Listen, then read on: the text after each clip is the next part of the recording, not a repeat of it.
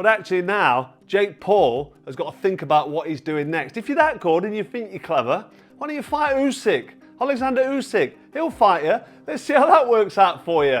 You get flattened. Game over. As the number 14 cruiserweight in the world, according to the WBA. This is an absolute mockery. It's an absolute disgrace. It's a total piss take. Able to fight voluntarily to defend their championship against Jake Paul. Which, if I'm being honest, that's kind of crazy, bro. Isn't that crazy? Right? You're telling me you fought somebody that's not a natural cruiserweight, right? Boxing pros and fans alike are furious at the WBA's shocking decision to rank Jake Paul in the top 15 cruiserweights. Many see this as a slap in the face to hardworking fighters who've dedicated years to the sport. Jake Paul has not faced a single credible opponent, only retired fighters or unknown names that offered no real challenge. This move by the WBA has sparked calls for a boycott, with boxing insiders demanding fairness and integrity in the ranking system. They believe rewarding fame over genuine skill damages the sport's reputation and disrespects true contenders fighting for their place. So I've just found out that Jake Paul, the YouTuber, influencer, who has been doing a bit of boxing against people who aren't boxers, aside from Tommy Fury, who is a complete novice boxer, and an old retired champion in Julio Cesar Chavez Jr., who has been through rehab and all kinds of stuff, been out of the ring for quite a while. An OAP Mike Tyson, who physically is in a terrible place. And two now inactive cruiserweights called Andre August and Ryan Borland, who I have absolutely no idea who they are. I've just found out that that's what qualifies you as the number 14 cruiserweight in the world, according to the WBA. This is an absolute mockery. It's an absolute disgrace. It's a total piss take. I've been in the middle of making another video about Hamza Shiraz and Edgar Berlanga, and I've had to just stop what I'm doing and make a reaction to this. And I'm just going to go in raw here because I'm absolutely furious. I'm absolutely furious. Like, this is the sort of shit that we have to deal with as boxing fans. Everybody in this sport, and I call it a sport because that's exactly what it is, tries to treat it like it's just a business, like it's just a way of lining their back pockets. You cannot tell me in any world that Jake Paul has done enough to be ranked as the number 14 cruiserweight in the entire world. And I want to be really clear from the off, this isn't actually an attack on Jake Paul's boxing ability, because that's not what this is about. It's about what have you done to show me you're the 14th best cruiserweight in the world. Because for all I know, you might put him in there and you might do really bloody well, but that's not the point. You have to earn that position. How can you have earned that position? By fighting a bunch of influencers, athletes from other sports, and having lost to one of the only active boxers that you've actually faced, in Tommy Fury, who very much is a part-time boxer at this point in his life. And then your most recent and highest profile win being against a guy who didn't throw a bloody punch for the first half of the fight. Boxing fans are outraged after Happy Punch shared the news. Jake Paul is now officially ranked the number 14 cruiserweight in the world by the WBA and eligible to challenge Zurdo Ramirez for the title. Many believe Jake doesn't deserve this ranking since he hasn't faced a serious, credible opponent yet. His fights have mostly been against retired boxers or unknown fighters, leading to widespread criticism of the WBA's decision. The decision to place Jake Paul among the top 15 cruiserweights has left professional boxers and dedicated fans stunned. For years, genuine contenders have fought tooth and nail to earn their rankings through grueling bouts and relentless training. Now, these athletes are in an awkward position. They may have to voluntarily fight Jake Paul to protect their titles and reputations from the threat of a YouTuber-turned-boxer who has leapfrogged the traditional path of merit. The outrage is understandable, as this move appears to undermine the integrity of the division. This guy can now win a world title. Jake Paul, after beating Julio Cesar Chavez Jr., has now been moved to number 14 in the WBA official rankings, meaning he can be a voluntary defense for Zurdo Gilberto Ramirez's world title. But this is now where we need to beg the question of what is wrong with these rankings, because there is no world where Jake Paul is the 14th best cruiserweight. What do we do? What's boxing got to do to save this? Is it go to a one belt division like the UFC have, or is it just for the divisions that we've got and the belts that we've got to actually just sort themselves out? Make sure you subscribe for the updates, we'll keep it coming, but this is mental. The backlash intensified as many insiders accused the WBA of prioritizing profit over principle. Granting Jake Paul such a ranking seems less about his achievements in the ring and more about the financial windfall he brings. By doing this, the organization has risked its credibility in the eyes of seasoned fighters who worked their way up by facing true challenges. Many believe that the cruiserweight title scene has been tainted, with business interests overshadowing sporting values. Champions now see their hard-earned belts diminished in meaning After defeating Julio Cesar Chavez Jr., the WBA decided to give Jake Paul a ranking. According to them, he's the 14th best cruiserweight boxer in the world. I know they're trying to push him for a title shot and it's the show business and whatnot, but you're disrespecting all the cruiserweight boxers with this one. And to even be ranked, aren't you supposed to actually defeat someone who's ranked? Julio Cesar Chavez Jr. hasn't been ranked in years. Due to this decision, Jake Paul's triumph against Julio Cesar Chavez Jr. undoubtedly boosted his standing in boxing circles. What was once brushed off as a novelty act has now morphed into a genuine campaign to climb the ranks. Jake's win opened doors for him, putting him in a position where title holders can no longer look the other way. His ability to silence doubters and force the boxing establishment to acknowledge him shows how effectively he has flipped the script. Yet, many argue that this elevation came too easily, considering the circumstances of his victories. So now that Jake Paul won his fight against Julio Cesar Chavez Jr., he's apparently ranked top 15 cruiserweights in the world. And apparently, I guess now, world champions are able to fight voluntarily to defend their championship against Jake Paul. Which, if I'm being honest, that's kind of crazy, bro. Isn't that crazy? Right? You're telling me you fought somebody that's not a natural cruiserweight, right? And now you're automatically ranked top 15 and you can fight a couple of world champions and it makes sense. Not that I think he beats any of them. I'm going to be completely honest. I can't see it, bro. If Jake ends up beating somebody, yo, shout out to him. He finessed his way to the fucking top and a world champion and really like cemented himself into the history books. But the way that he boxes, he's just very sluggish. It's kind of slow. You know, I think any cruiserweight world champion, even Badu Jack, will defeat him. And I actually don't even understand why he even wants to fight Anthony Joshua. Besides the bag, obviously. But what do you guys think, though? This whole shit has gone crazy. Critics of Jake's rise point out that his victory over Julio Cesar Chavez Jr. was far from impressive. Julio, once a respected fighter, offered little in the way of resistance. Throughout the match, he resembled more of a stationary target than an active competitor. The lack of meaningful offense from Julio made Jake's task far easier, turning what should have been a true test into what many described as a glorified sparring session. Praising Jake for such a win feels hollow to fans who expect real battles inside the ring. He did not throw barely any punches for the first half of the fight. More than half. First 8 rounds, you might say. Yeah, and a little life at the end, but too late when he knew the fight was winding down on time. I say this, that it was hard for me to gauge the performance of Jake Paul. It's essentially a sparring session, and I'm trying to see, is he continuing? Is he developing? Is he getting better? And off of this fight, it was hard to gauge when you're fighting a puncher bag, but then towards the end of the fight, I thought he was exposed. The stamina started to dip. The defense wasn't tight. There was some technical flaws. You could find them. You could hit them. In the end, he gets a decision. He gets another win. He keeps his show moving on. What'd you make of this fight? What'd you think of Jake Paul and his performance overall? Making no excuses for Jake Paul. Give him credit for what he's done with his career, with his promotion, with his business, with his dream. Give him credit. Give the guy credit. God almighty, he takes risks. Julio Cesar Chavez Jr.'s reputation for underperformance was no secret. Even during the peak of his career, he often failed to meet expectations, frustrating fans and analysts alike. Add to that his personal struggles, including time spent in rehab, and it becomes clear that he was far from his best when he faced Jake Paul. Many believe Jake's camp selected Julio for this reason, knowing that a win against a faded name would fast-track him into the rankings. This strategic matchmaking has fueled claims that Jake is gaming the system.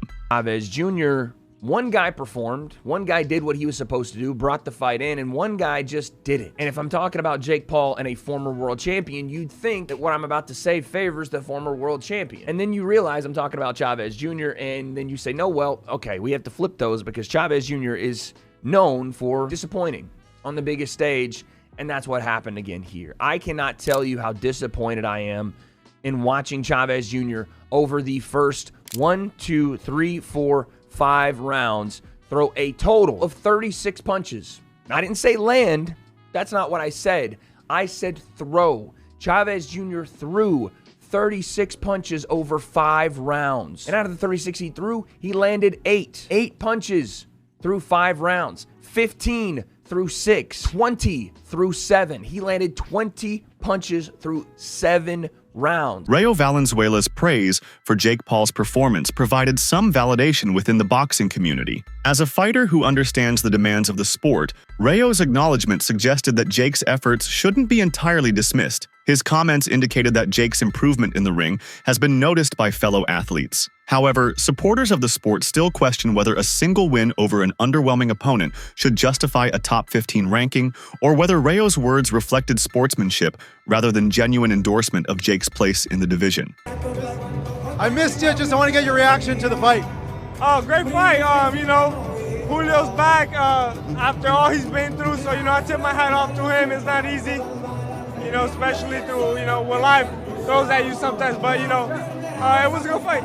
What'd you make of how Jake Paul looked and fought? He doing his thing. Jake Paul's looking good. Shout out to him.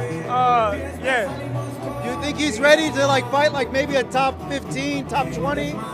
Sure, yeah. So I guess where does Junior go from here in your opinion? It's up to him. He can retire if he wants, or he can have another, fight like this. Fight a YouTuber or something. Yeah. In terms of you, Rayo, when can we see you back in the ring? I'll be back in the fall, hopefully. The fall? Yeah. Do you have an opponent in mind? Nothing set in stone. All right. Hey, just want to get your thoughts. The rematch between Lamont and Roach, how do you see it?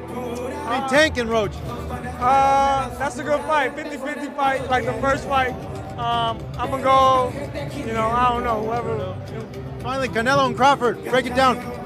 That's a good fight, man. That's a good fight. It's hard to count Crawford out, man, because he's just a dog. And if anybody's going to do it, it's going to be Crawford or Benavidez, So, Crawford, I don't know. I'm 50-50. All right, Rayo, thank you. Thank you. Jake Paul's ambitions show no sign of slowing down. His public call-out of Canelo Alvarez for a Cruiserweight world title clash reveals both his confidence and his understanding of boxing's business side. Jake seems convinced that even a fighter of Canelo's stature might entertain the idea, attracted by the massive payday such a spectacle would guarantee. While some admire Jake's boldness, others view this as further evidence that his career is more about generating headlines than chasing meaningful sporting challenges. It's Canelo. I mean, this moment will prove that I'm the face of boxing, the largest attraction. And me versus Canelo at 200 pounds for the Cruiserweight championship of the world. It's even bigger than me versus Tyson, and it makes so much sense. Canelo's on his way out. He's going to want a payday, and I want to show the world that all the shit I've been talking about beating Canelo is actually true, and I'll have the biggest upset in the sport of boxing. Show that I have more followers than him, etc. This is going to be the most watched fight of the century, so I'm going to be the new money man. Skepticism surrounds not only Jake's opponents, but also the manner in which these fights have unfolded. Observers claim that the matches seem orchestrated to secure Jake's victory, with opponents more interested in collecting a check than putting up a serious fight. This perception undermines Jake's legitimacy and leaves fans questioning the authenticity of his rise. When a boxer's success appears linked to spectacle rather than sporting merit, it erodes trust in the entire process of ranking and recognition. As you are watching this video, Jake Paul and Julio Cesar Chavez are currently right now in the 7th round of their fight. But when you go to Google and Google the fight, it gives an accurate breakdown of all their past fights. And then it comes to the current fight, and it says that Julio Cesar Chavez Jr. loses a unanimous decision to Jake Paul in 2025. The fight has not even played out yet. Yet they're saying that this is the end results as they are fighting right now, currently as it stands. This leans testament to the fact that people state that Jake Paul has his fights fixed. What's your thoughts on this? This is nasty work. Unbelievable. This is Google. Google it yourself. Peace. Jake Paul's ability to generate massive paydays has transformed him into a magnet for fighters chasing financial rewards. Many boxers, regardless of rank or reputation, see a bout with Jake as an opportunity to secure life-changing money. This dynamic shifts the focus from competition to commerce, where fighters seem willing to meet whatever conditions Jake sets to cash in. Such a trend risks turning boxing into little more than a business transaction, sidelining the values of honor and competition that once defined the sport. I just saw KSI saying that he's going to fight Jake Paul in 6 months. What the fuck is this? Another celebrity bullshit scam? Nah, none of that fucking bullshit. Jake Paul, I will fight you. I'm a fucking nobody. I'm no washed up legend, no fucking celebrity. I'm nothing. I'm nobody. But I will fight you. Give me 6 months. I will be the one to step in that ring with you. And I'll fight you for real. All smoke, all heart, all grit. That's what it really takes. That's what boxing fans fucking deserve.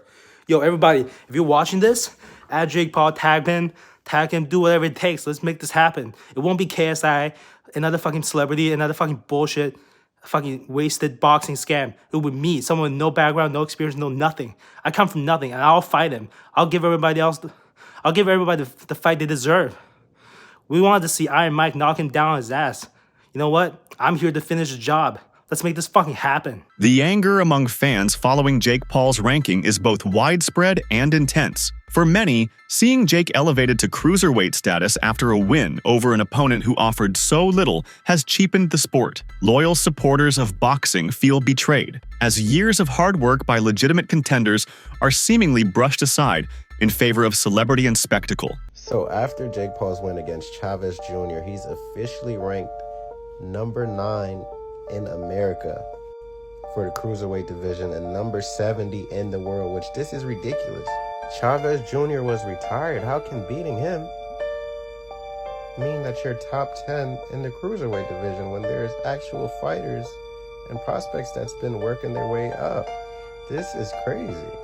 He's fought at heavyweight, he fought Astrick at whatever weight, but he's only fought 2 real boxers, Tommy Fury and now Chavez Jr. And an 80-year-old Mike Tyson, there's no way he should be ranked in the top 10. They're already calling for a fight with him and Zurdo Ramirez, which is ridiculous. I feel Jake Paul loses to any young prospect in boxing right now. Any one of them takes him out. Seems like the sanctioning bodies are just trying to cash out real quick before this little era is over. It's bringing a lot of, popularity and notoriety to boxing. A lot of new casual fans are coming to the sport, so I guess it's good putting boxing back on the big stage. But this is cancerous for the sport itself. Aside from all the glamour and viewership, this is cancerous to the sport. We see how they just sell out for the money.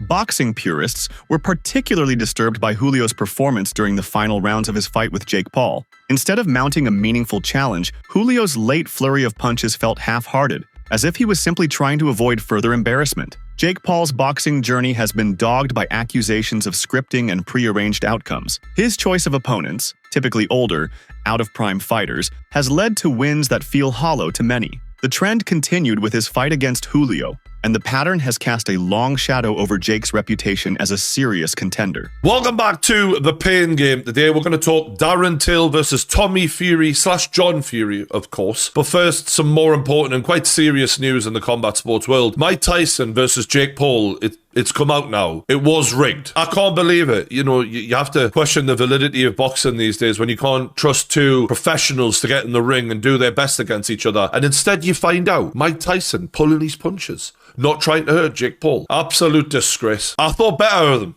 I really did. I thought that Mike Tyson, especially Iron Mike, he was just going to go in there and knock Jake clean out. But here he is, not trying. I'm so disappointed in him. Carl Frosch's comments reflect what many boxing legends feel about Jake Paul's sudden rise. The former champion didn't mince words, suggesting that if Jake truly believes in his ability, he should step into the ring with someone like Alexander Usyk. Carl Frosch went further by ridiculing Jake Paul as a clown fighter, echoing sentiments shared by many in the boxing world. He questioned the narrative that Jake possesses knockout power, arguing that such claims are unfounded given the quality of his opponents. Frosch's dismissal highlights the growing divide between those who see Jake as a marketing marvel and those who believe his boxing credentials remain unproven. Until Jake faces a real threat in the ring, this skepticism is unlikely to fade. He's useless. Who said Jake Paul's got power? It's like he's hitting him with a feather duster, just flicking it in his face. It does make you question them wins he's had, where he's hit him with one shot and They fell on the floor like they've been tasered. Can you imagine that being my dream fight and my biggest payday? Fighting a clown.